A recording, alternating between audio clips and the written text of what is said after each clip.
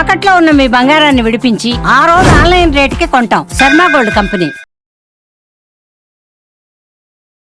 వాగర్థావివ సంపృక్తౌ వాగర్థ ప్రతిపత్తయే జగతః పితరౌ వందే పార్వతీ పరమేశ్వరౌ. సదాశివసమారంభాం శంకరాచార్య మధ్యమాం అస్మదాచార్య పర్యంతం వందే గురు పరంపరాం.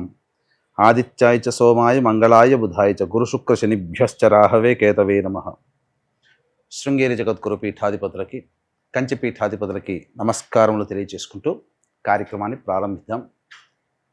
ఈ మార్చి నెల 16వ తారీఖు నుంచి 31వ తారీఖు వరకు 12 రాశులలో జన్మించినటువంటి వారికి ఏ విధంగా ఉండబోతుందో తెలుసుకునే ప్రయత్నం చేద్దాం. ముఖ్యంగా ఈ యొక్క గురువు వృషభ రాశిలో సంచారము, కుజుడు మిథున రాశిలో స్తంభించి సంచారము, అలాగే కేతువు కన్యా రాశిలో, మరియు శని భగవానుల వారు కుంభరాశిలో సంచారము.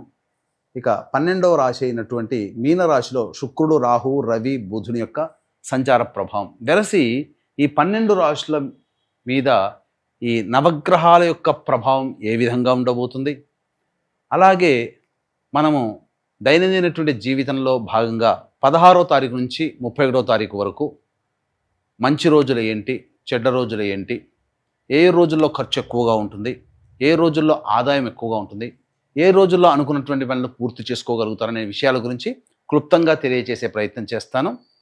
వీక్షించండి. మార్చి 16వ తారీఖు నుంచి 31వ తారీఖు వరకు ద్వాదశ రాశులలో భాగంగా తులారాశిలో జన్మించినటువంటి వారికి ఏ విధంగా ఉండబోతుందో తెలుసుకుందాం.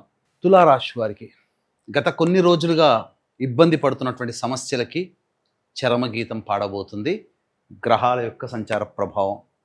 కారణం ఏంటంటే యోగకారకుడు అయినటువంటి శని షష్టమ స్థాన ప్రవేశం చేయడం, ఇదే షష్టమ స్థానంలో షష్టగ్రహ కూటమి ఏర్పడుతూ ఉండడం, ఇదే షష్టమ స్థానంలో సంబంధించినటువంటి సూర్యగ్రహణ ప్రభావం కూడా ఉండడం వెరసి తులారాశి వారికి అద్భుతమైనటువంటి రాజయోగము పట్టబోతుంది. గుర్తుపెట్టుకోండి, పరిస్థితులు అనుకూలంగా వస్తాయి.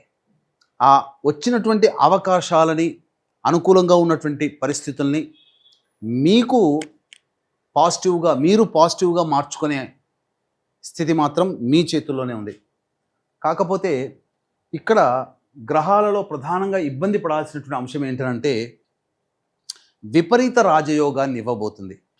విపరీత రాజయోగం అంటే ఏదో గొప్పదనుకోకండి, కష్టపెట్టి ఫలితం ఇవ్వడం. ఈ తులారాశి వారికి చాలామంది కష్టపడ్డ ఫలితం దక్కట్లేదండి, కానీ కష్టపడ్డందుకు తప్పకుండా మీకు ఫలితం దక్కబోతుంది.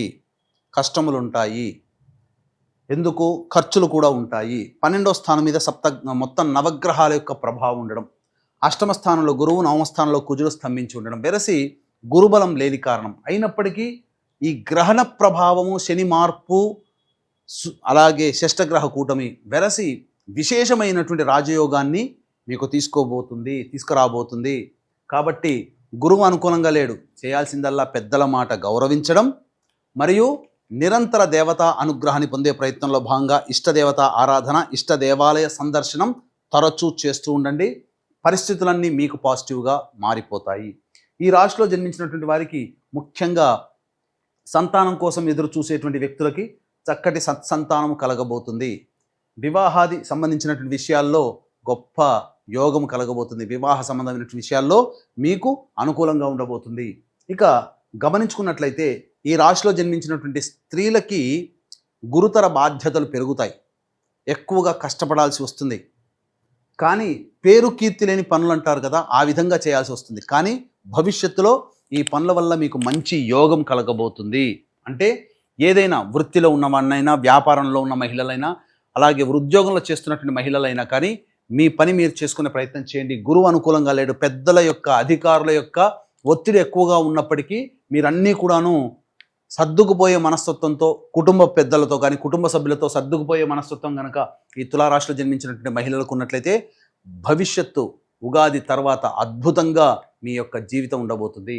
అయితే ప్రధానంగా ఈ యొక్క గ్రహణ ప్రభావము, శని మార్పు మరియు షష్టగ్రహ కూటమి ప్రభావము మేషము, మిథునము, కర్కాటకం, సింహం, కన్య, వృశ్చిక, ధనుస్సు, కుంభ, మీన రాశిలో జన్మించినటువంటి వారికి ఉంటుంది కాబట్టి ఈ రాశిలో జన్మించినటువంటి వారికి ప్రధానంగా, అలాగే తుల రాశిలో జన్మించినటువంటి వారికి గురువు కుజుడు అనుకూలంగా లేని కారణం చేత సూర్యగ్రహణం రోజు, అమావాస్య రోజున, షష్టగ్రహ కూటమి ఏర్పడుతున్నటువంటి రోజున ప్రధానంగా సాయంకాలం సూర్యాస్తమైన తర్వాత సర్వదోష నివారణ పూజలు హోమాల్లో భాగంగా ప్రత్యంగిర, బగళాముఖి, రాజశ్యామల, వారాహి, ధూమవతి హోమాలు మరియు కాలభైరవ హోమము, అలాగే విద్య, వివాహ, ఉద్యోగ, దాంపత్య, అనారోగ్య సమస్యల నివారణకి సర్వదోష నివారణ పూజల హోమాలు అనేటువంటివి పీఠమాధ్వర్యంలో చేయించడం జరుగుతుంది. అవకాశం ఉన్న వాళ్ళు ఈ యొక్క కార్యక్రమంలో మీ గోత్రనామాదులు నమోదు చేసుకోవచ్చు.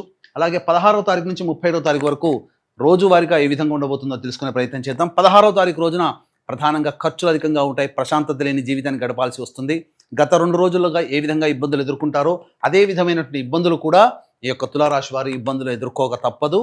ముఖ్యంగా ఒక జిగ్జాగ్ వ్యవస్థలాగా ఉంటుంది. 17, 18, 19వ తారీఖులో కనుక చూసుకున్నట్లయితే పెండింగ్లో ఉన్నటువంటి పనులను పూర్తి చేసుకుంటారు, విందులు వినోదాల్లో పాల్గొంటారు, కుటుంబ సభ్యులు మిత్రులతో ఆనందంగా గడుపుతారు, ఒక రెస్పాన్సిబిలిటీస్ని పూర్తి చేసుకున్నామనే సంతోషంతో గడుపుతారు. 20, 21 ఈ తేదీల్లో కుటుంబ సభ్యులతో వాగ్వివాదాలు పెరుగుతాయి. అలాగే కుటుంబంలో ఉన్నటువంటి వ్యక్తుల మధ్య పొరపచ్చాలు పెరుగుతాయి, ధనపరమైనటువంటి నష్టము, మనస్సు చికాగ్గా ఉండడము, ఏ పని యందు లగ్నం లేకుండా ఉండడం ఉంటుంది.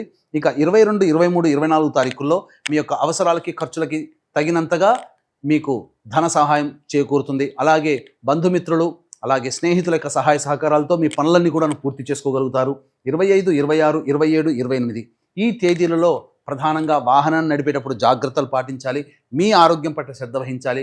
గృహోపకరణాలు కొనుగోలు చేస్తారు, గృహ మరమ్మతులకి, వాహన మరమ్మతులకి ఎక్కువగా ఖర్చులు అవుతాయి, ధనపరమైనటువంటి సమస్యలు కూడా పెరుగుతాయి. ముఖ్యంగా తల్లిగారి ఆరోగ్యం పట్ల శ్రద్ధ వహించాల్సినటువంటి పరిస్థితి. 29, 30, 31 తారీఖుల్లో కనుక చూసుకున్నట్లయితే ప్రధానంగా అన్ని రకాలుగా యోగదాయకమైనటువంటి పరిస్థితులు మొదలవబోతున్నాయి. ఉగాది నుంచి కొత్త జీవితంలో అనుకూలంగా ఉండబోతుంది. ముఖ్యంగా గురువు మార్పు కూడా చేసిన తర్వాత, గురువు మారేంత వరకే ఇబ్బంది, ఏప్రిల్ 16వ తారీఖు వరకు. తదనంతరం అంతా యోగదాయకంగా ఉంటుంది. కాబట్టి అన్ని విధాలుగా యోగించేటువంటి పరిస్థితుల్లో ఈ యొక్క తులారాశి వారికి ఉంది. కాబట్టి అన్ని రకాలుగా మీరు ముందడుగు ప్రయత్నం చేయండి. ఖర్చులు ఎక్కువగా ఉంటాయి, అదొక్కడి గుర్తుపెట్టుకోండి. ప్రశాంతత లేని జీవితము, ఖర్చులు ఎక్కువగా ఉంటాయి. కానీ ఎక్కువ శ్రమ పడితే అంత ఫలితం పాజిటివ్గా మీరు పొందగలుగుతారని చెప్పవచ్చు.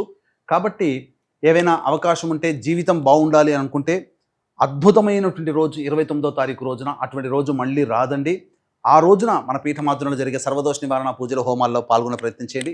ఇప్పటి వరకు మీకు చెప్పినటువంటి విషయాల్లో కనుక చూసుకున్నట్లయితే ప్రధానంగా ఏవైనా జాతకపరంగా ఏవైనా సందేహాలు కానీ సమస్యలు కనుక ఉన్నట్లయితే కార్యక్రమ తదనంతరం కాంటాక్ట్ చేసి మీ యొక్క సందేహాలకు నివృత్తికి మార్గాలు తెలుసుకోవచ్చు. అలాగే ఏతావాత చెప్పొచ్చేది ఏమిటంటే ప్రధానంగా ఈ యొక్క తులారాశిలో జన్మించినటువంటి వారు 16వ తారీఖు, 20, 21 అలాగే 25, 26 తారీఖుల్లో ఖర్చులు అధికంగా ఉంటాయి కాబట్టి జాగ్రత్తలు పాటించండి. మిగతా రోజుల్లో ఆనందదాయకమైనటువంటి పరిస్థితులు పొందుతానని చెప్పవచ్చు, సందేహం లేదు. అలాగే ఇష్టదేవత ఆరాధన, ఇష్ట దేవాలయ సందర్శనం తరచూ చేస్తున్నట్లయితే మంచి జరుగుతుంది. పెద్దల మాట గౌరవించండి, పెద్దలకి విలువ ఇవ్వండి, అన్ని విధాలుగా శుభయోగంగా ఉంటాయి. అలాగే ప్రధానంగా ఈ ఆస్తి వివాదాలకు సంబంధించినటువంటి ప్రయత్నాలు మొదలు పెడతారని చెప్పవచ్చు. సర్వం శ్రీ ఉమామహేశ్వర పరబ్రహ్మార్పణమస్తు.